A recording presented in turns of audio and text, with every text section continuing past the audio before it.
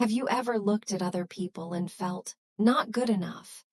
You see their perfect photos and bright smiles, and you feel like a failure. In psychology, we call this social comparison. We compare our messy inside to everyone else's perfect outside. Today, we will tell a simple story about a girl named Erin. Her story happens in London in 1890, but her feelings are exactly like yours today.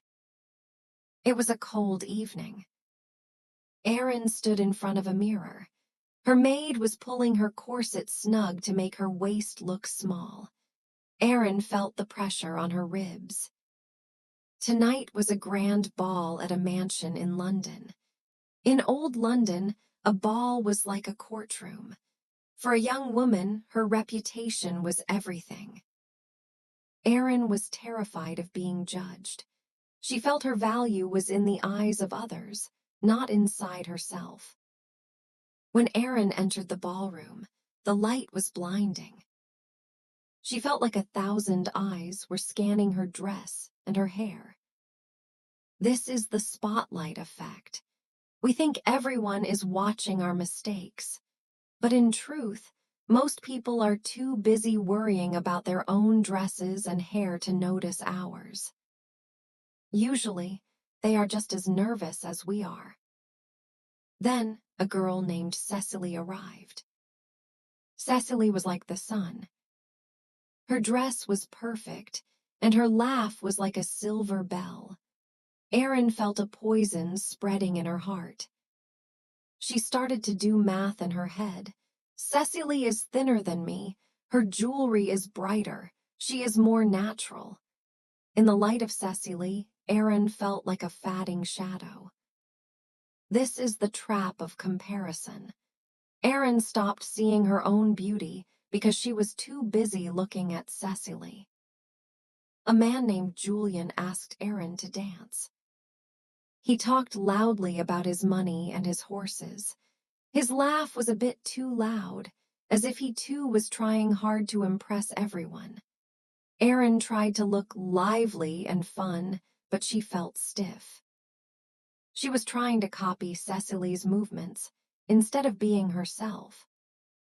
She was not dancing, she was performing. She was exhausted.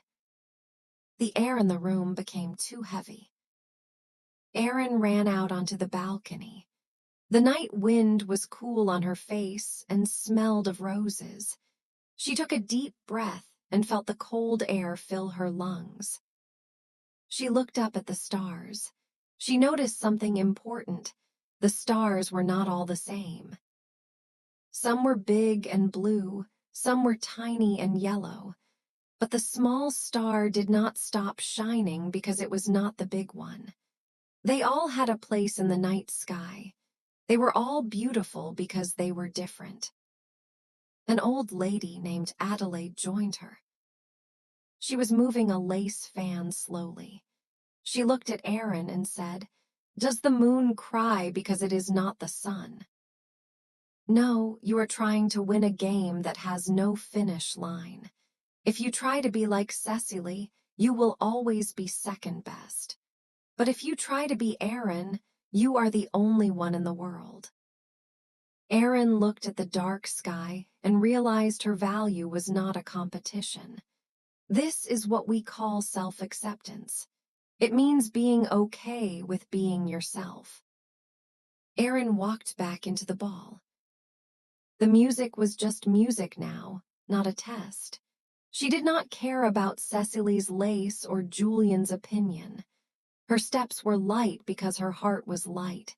She was not the brightest star, but she had her own place in the sky. She was finally free. Thank you for listening. Social comparison is a heavy burden we all carry, especially with social media today.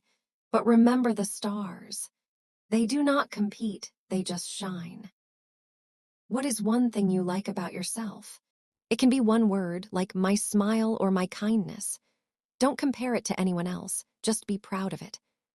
Tell me in the comments using simple English.